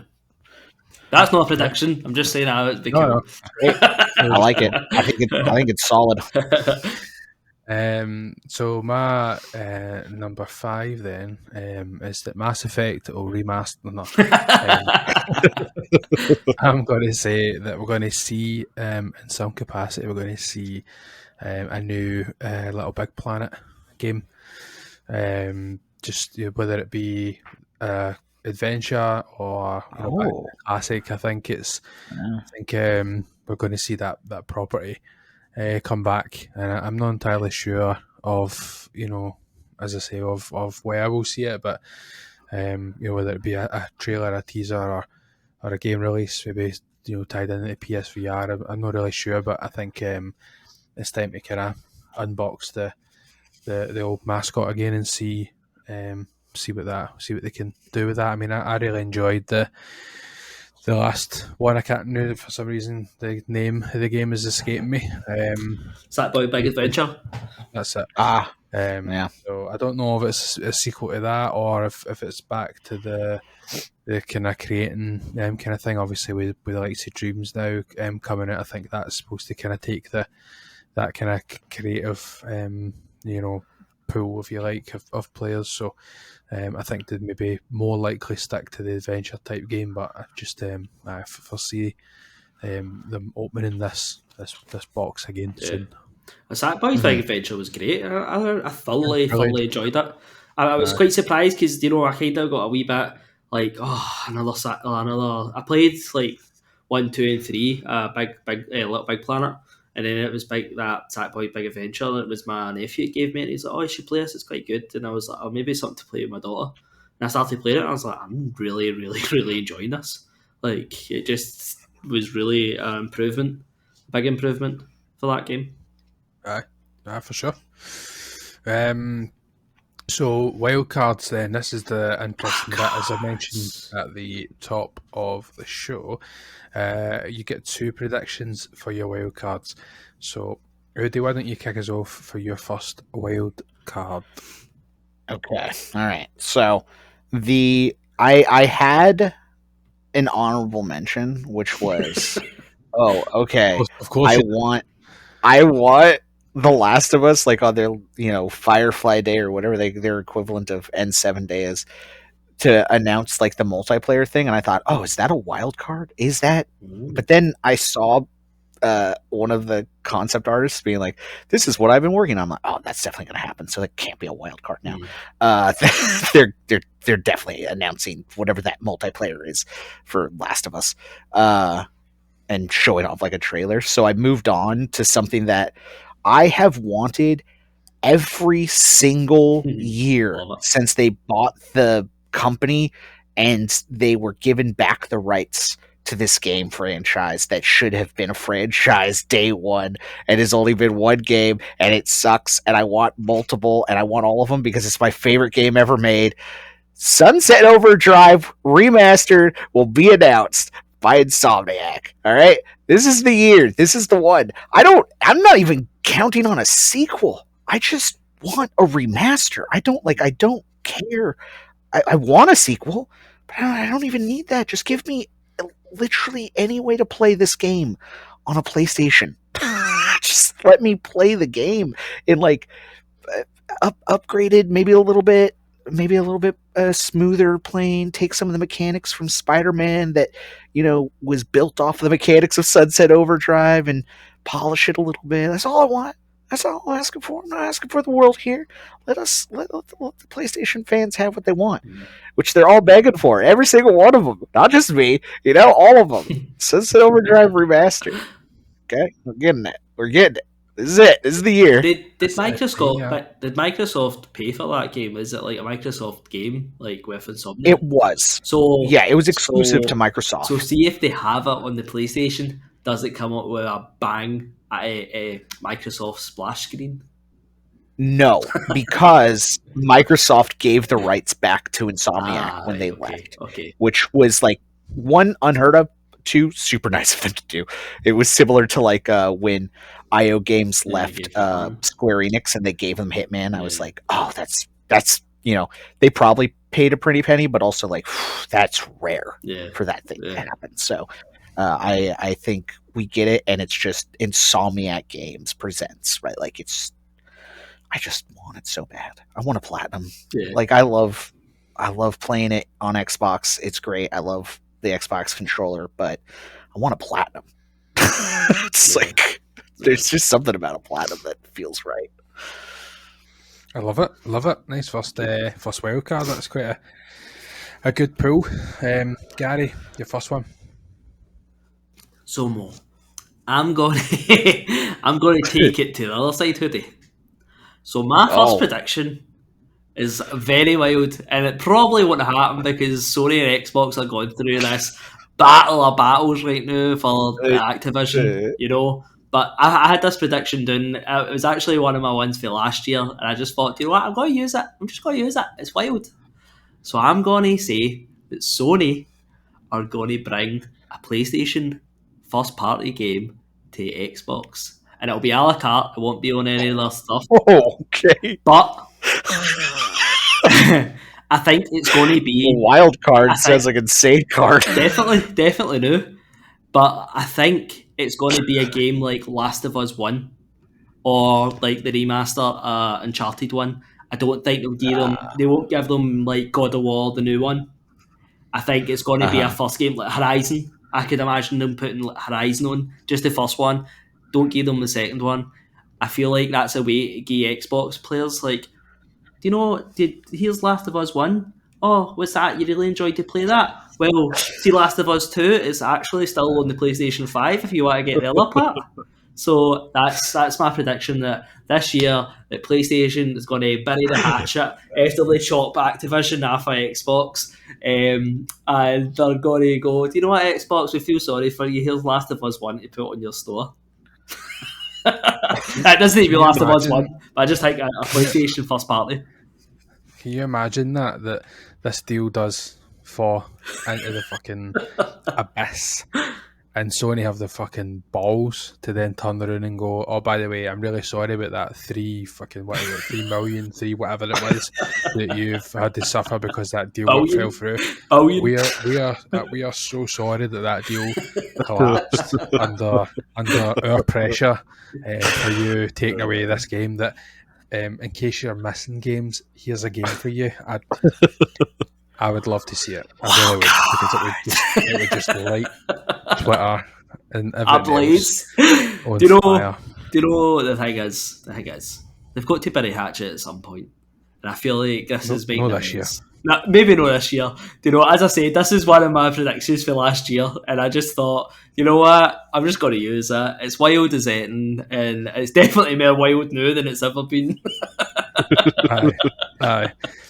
Fair enough. But I do think if Sony did it, it would definitely be a ploy to be like, here's a taste, come over, because I feel like that's a Sony move there and there. Smart business. Right, okay then. So my wild card is very tame compared to that one. I mean, Sims DLC. Bank. I think we'll see. We've heard kind of rumours of it here and there. I think across the last few years with the popularisation of this series over on Disney, but I think we'll see some form of a Mandalorian game. I don't think it'll be tied. I'm not saying it's specifically tied, obviously, to this season and Grogu and all that stuff, but I believe that it'll be some sort of Mandalorian themed game somehow. Some sort of trailer or something. Are you saying based on the show, not a Mandalorian, like just the organization? I don't know what they are, Syndicate. I would say no. It's not like that man. Like, you know what I mean? Like, obviously, Mandalorian as a people, but like not that guy like from the show. Like, just as in you would be a bounty hunter, so it'd be like a bounty hunter-esque game kind of thing. Okay. That's what I'm saying. A Mandalorian, Melon, the Mandalorian. Aye, that's it. Yeah. Okay, I could definitely see that, especially with like all of the heartbreak of the loss of Amy Hennig's game. I think we all just collectively went, no, right? Like, we wanted that, and that would have been great to have a smuggler game, but now that they're so like ingrained with Mandalore being a thing, especially coming up with season 3, I could absolutely see that happening, where they're like, we're doing a bounty hunter game. We're bringing back 1313. We're doing it right this time. Yep. That's me. That's my first one. Who do you second? Okay, so my second and last prediction. This was a toss-up. All right, this is one where I was like, how do I phrase this? Because I want to say it will be like an accessory to a TV, but I could also see it being an app. But I feel like Xbox will announce xCloud as its own service, and it will be a successful version of Stadia. Like, it will be functioning at the very least, and you can get Game Pass anywhere. And part of me was like, do they make this an app? Because if it is, will it be on PlayStation? Similar in the realm of like what Gary's saying of, will PlayStation go over to Xbox?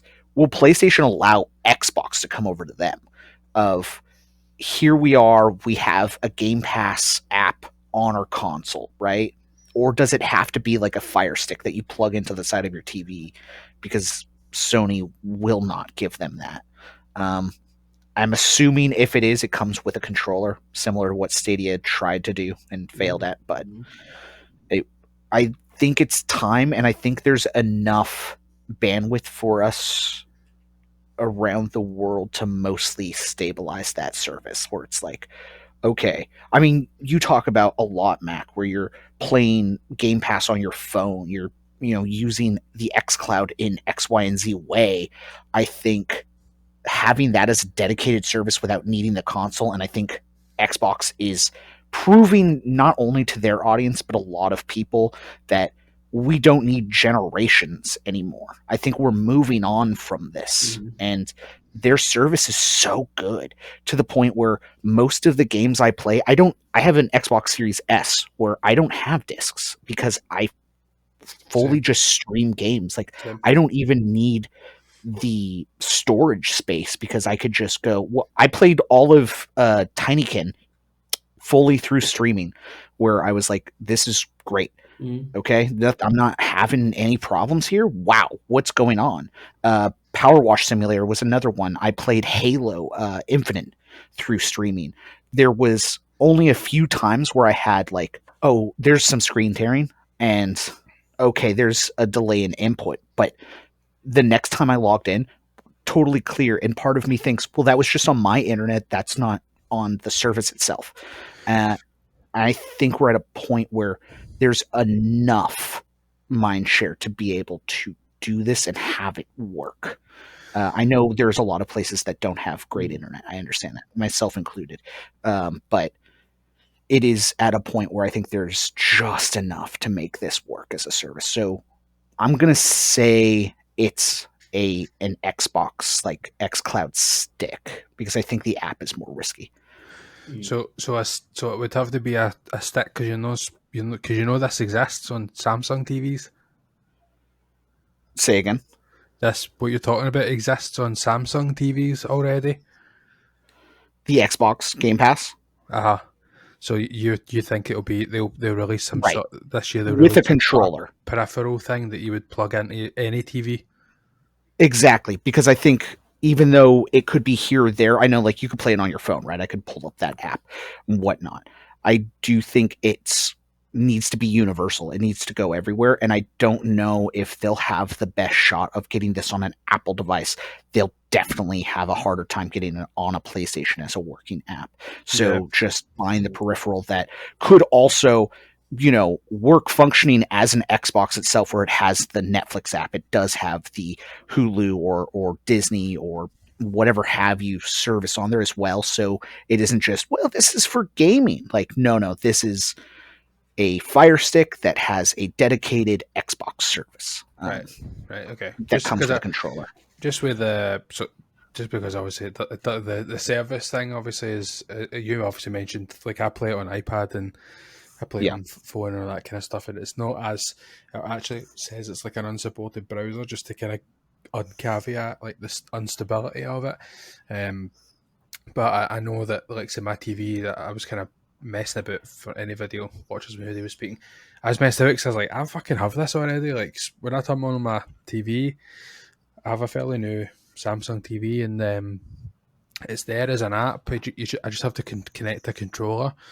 And it's there already, but that's quite different to what you're talking about in terms of like a stick, peripheral stick, whatever, that obviously comes with a controller and you can plug it into any TV, and it's a fully functioning service, as opposed to something that's just available to be played anywhere. So I quite like that. I'm hopefully that's something that can come out, and it's a good kind of cost-effective way for people to play some of these games that could play over a cloud service, for sure.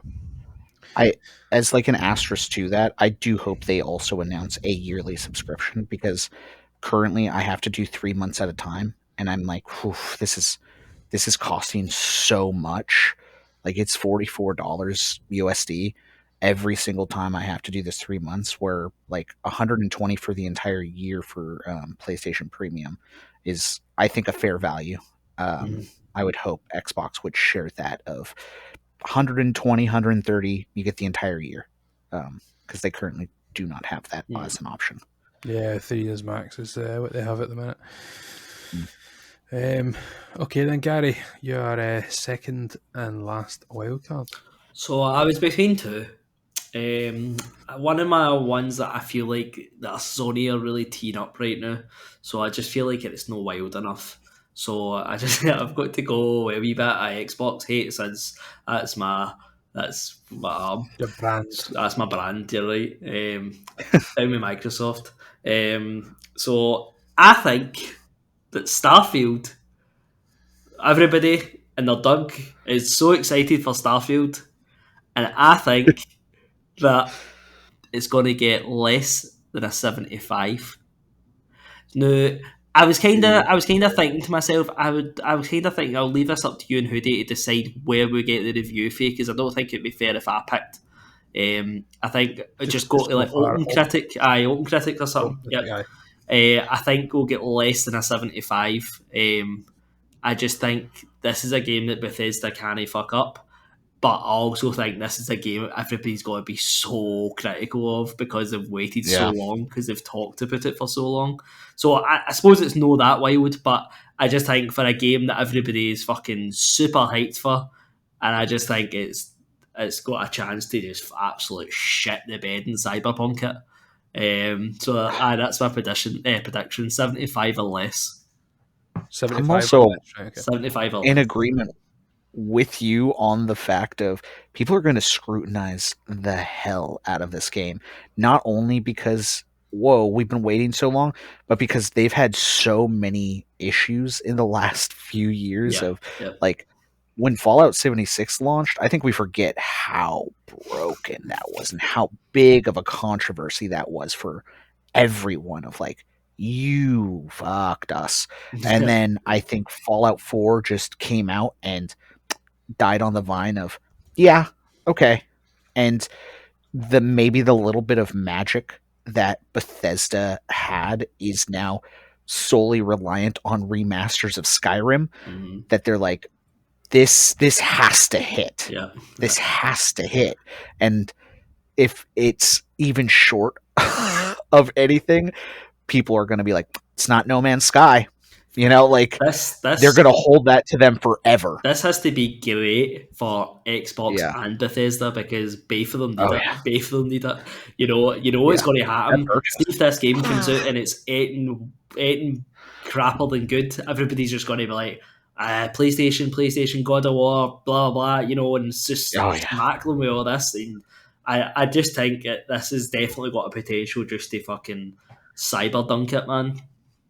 So for context, right, just a quick, because it's just for the 3 games that we've mentioned there in that conversation. So scoring wise, for No Man's Sky on Open Critic scored 71. So even a game that nobody like off the bat, nobody was into that game whatsoever. So that hit a 71.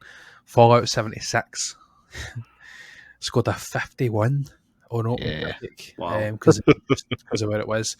I actually thought that was really low. Like, I thought at least 60s, but 51 or 53, I think it was. Sorry, and Cyberpunk 2077, bolstered obviously by the PC reviews, probably scored a critic average of 76. So I think there's a widespread in there. 75 is a very fair one to go away in terms of that kind of prediction, and I quite like to see the kind of ones, because I thought of one's quite similar myself. I actually thought about putting one in for one of my predictions was going to be that the new AEW game that was kind of scheduled to come out would come out and score higher than the last WWE game on Open Critic, but I ended up just kind of leaving that one. But sorry, Hoodie, I kind of cut across you there just to intersect and provide a few data backups.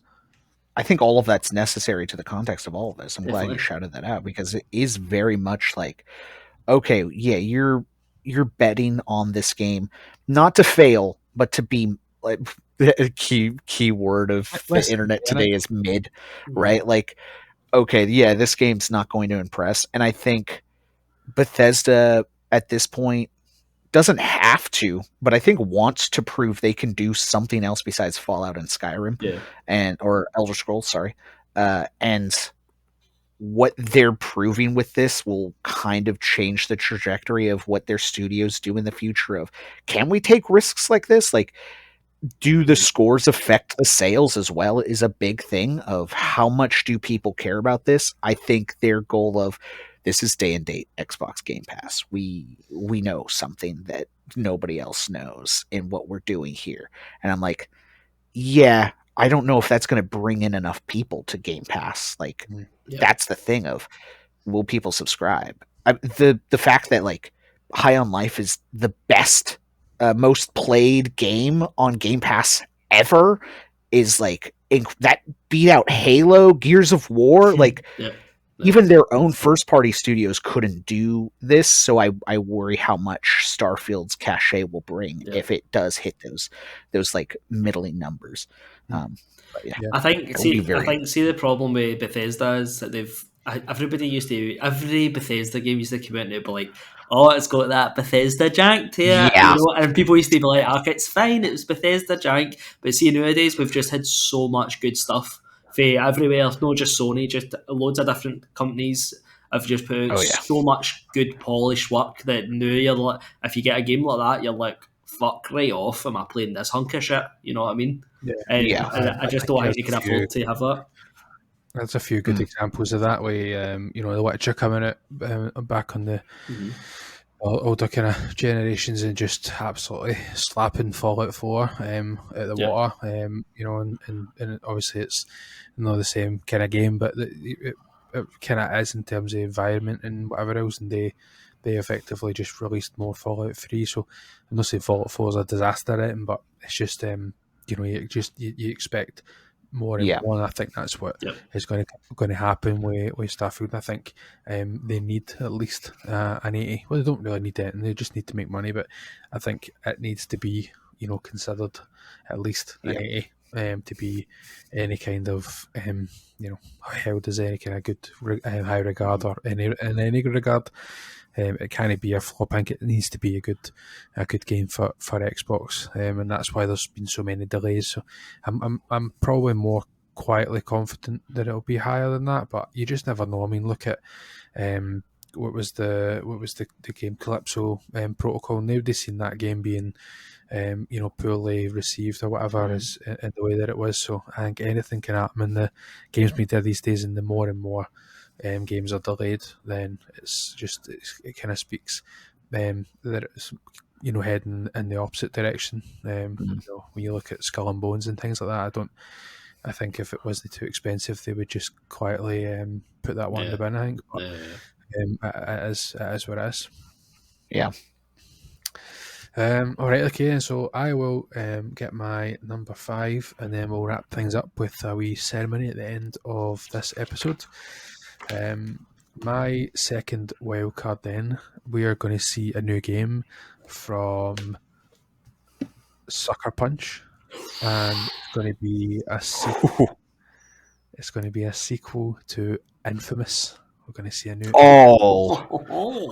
Okay. A new Infamous sequel, because that's where the wild card is. Long. That's going to be. It's been so long since we've seen an Infamous game that I think.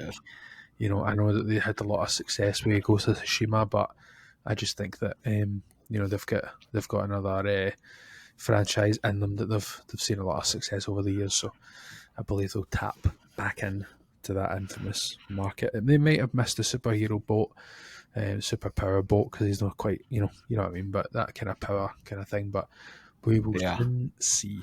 But that's my second wildcard. It's interesting because they were too early on the superhero boat, and now they're too late. Yeah. If they release this, in the next 1 or 2 years of like, oh man, you just can't quite get your foot in there. That's sad, because those games are great. By the way, they are really special games. Especially, I think 2 is still my favorite. I loved Second Son. I really loved I'm not going to count it as a mainline game, but I loved First Light as well. That was same. Yeah. fantastic DLC. Yeah, I hope they go back to that universe. I think everything they've learned from Tsushima would just, whoa, what could you do to an infamous game now? Yeah. I honestly thought your prediction was going to be that they did a superhero game, but it was going to be a Marvel superhero game. I didn't know what you were going to predict. I thought that's what you were going to predict. I had one. I actually did have a new Marvel. I had two Marvel ones, and I scored them out. One of them was that there would be a new Marvel game, a story-based game. But I think there's already like the Iron Man one, like so I didn't want to like put that out and like murky the waters. Plus, I know that like Hoodie's more like in touch with like, all the Marvel kind of stuff than I am. So I just didn't know enough. I didn't do enough research to know that it wasn't a thing. To then say that that's what it was going to be like. Cause I wanted to say that a new Marvel game, and it would be story based. And then I had another game that was Marvel related. I'll explain, but I was going to put that because obviously there's been some kind of Dragon Ball Z Fortnite kind of hype and stuff. I'd put that there'd be a new Dragon Ball Z game kind of teased or whatever, or a trailer this year or something, but it would be kind of that kind of Marvel-esque, the no Marvel-esque, but the Avengers kind of thing, like that kind of live whatever. Was what I was kind of thinking, that there would maybe be something, but there is a Dragon Ball Z game coming out already this year, which I didn't know. I don't keep in touch with that, so I just cut it off altogether because I'm like, I have no idea about this game. Until we record, I'm just cutting this off. Just think about like a Marvel game that could do like Nightcrawler for X-Men and make it in the X-Men universe. I think that'd be pretty awesome. I think and people do Infamous. I think that would go quite well. But anyway, like something maybe Deadpool related would be. They make a second one, or is it just a new whole? I don't know. I think what I was thinking when I literally just came into my head just a minute ago there, because he'd mentioned the kind of X-Men, and obviously he had that bit in the second one where it's or whatever it was, where he's trying to be a superhero and all that nonsense, and it was quite funny. But I just thought that kind of, obviously High on Life has its own kind of tongue-in-cheek humour, and Deadpool has its own brand of that tongue-in-cheek humour, so they could just bring it, Deadpool the game, and it's just something that's not like High on Life, but using the Deadpool humour, just leaning right into that. Also, if it did go to Sucker Punch, having those sword mechanics now with Ghost of Tsushima in a Deadpool world, like, whoa, could you imagine him with his like katanas and gunplay and just doing all that in combination? It would be something. Sean's like, let's change the wild card now. That's it. That was good. Really good, really good. I really enjoyed that. And I'm never sure how that these are going to go. I'm never sure how our prediction, like I'm not sure how our other co-hosts are going to take the predictions, and I think we're all quite good at kind of hyping each other's kind of minds up to the point that just similar to like I said at the end of the last predictions episode, I was getting so excited that some of these would actually happen. I'm like, oh my god, these would actually happen. I think it's quite fun to do these kind of episodes, and I appreciate anybody that's listened for the full duration. We'll probably clip out the very next bit for people to see, because it's something that Gary wanted to do it on an annual basis. We have obviously long-term visions for this hobby for us. Doesn't matter what the kind of viewership is, as long as the threes are here, we'll be creating this show. Year 5, we're moving into a hype house. Yeah, for sure. So we've decided that we are going to issue out an award, a Game of the Year award, and Hoodie is going to be the one that's presenting this year's 20 out of 10 Game of the Year award. Now, I will give you a wee bit of backstory, just a wee quick backstory, that Hoodie once said that something was really good, and he would give it, a 10 out of 20. 20 out of 20. That's why we have that spin. So Gary's doubling down, and he's saying that it's 20 out of 10 because it's so good. That it's just the absolute banger Game of the Year. So that's why there's a wee spin on that. So we obviously, rather than putting 10 out of 20, and then everybody going, what is Yeah. like 20 out of 10. So, Vault Dwellers 20 out of 10 Game of the Year award. What are you thinking? I'd like to also give more context of I said that in like the reveal trailer for Guardians of the Galaxy, and even though I said 10 out of 20, I meant like 20 out of 10, and I was right. That game was 20 out of 10. I love that game so much, all right? This is what I say. I called it. Okay. That being said, this game for me, and I think at this point everybody's I've influenced to play this game, is such a special bring you back to your childhood, sitting in front of the TV with an N64 and just enjoying the experience while you go around in a very fun, creative world and putting a spin on a genre that I think is kind of monopolized by Pikmin at this point, of having such a beautiful collectathon experience in Tinykin. I think Tinykin as our 20 out of 10. It is so cute to watch. It is so fun to play. It is for me, a magical experience of I haven't lost myself in a game in so long, where I played 1 hour and it turned into 6, and I was like, where did the time go? Doesn't really matter. I had fun all the way through.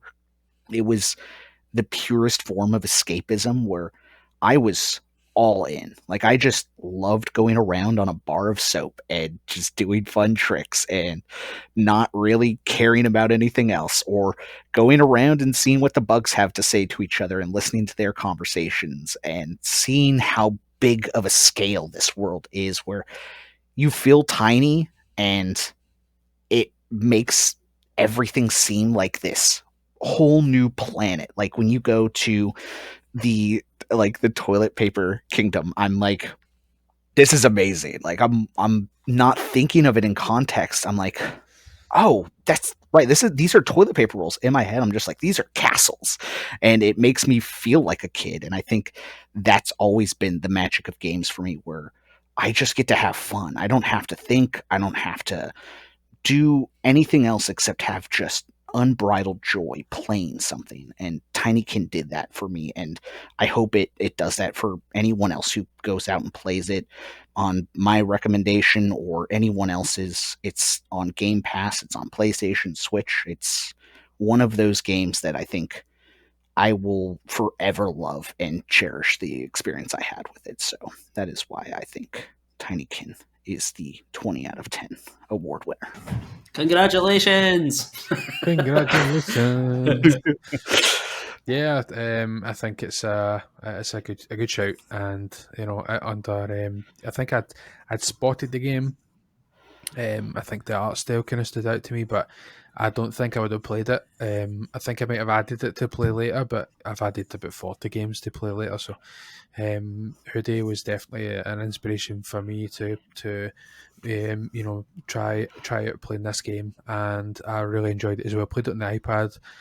Again, the kind of it was kind of edges were a wee bit kind of funny, and some of the times in the worlds it wasn't great in terms of rotating and stuff, but that's more of an internet connection kind of issue. But in saying that, it was still a really good game to play in that style, in that way of playing games, just because you're literally just looking, right, where am I heading next, and just heading over to there, and it's very low risk, and that if you fall further than you should, you literally just go straight back to where you were before. So it's a very friendly game in that manner. It's something that I could confidently recommend Gary and his kid to play, because it's something that kids would be able to probably pick up quite quickly as well. So I think it's a good all-rounder. I think Hoodie is bang on the money for the first ever Vault Dwellers 20 out of 10 Game of the Year award going to Tinykin. Woo! Ooh-wee. Thank you very much. And also, thank you to the developers who made it. It was very special, and I thank you very, very, very, very much. Also to my wonderful co-hosts of the Vault Dwellers for having my back on this one. I was very happy about that. Thank you. Yeah, not a problem at all. Wait till you hear what Gary's got to say in private. But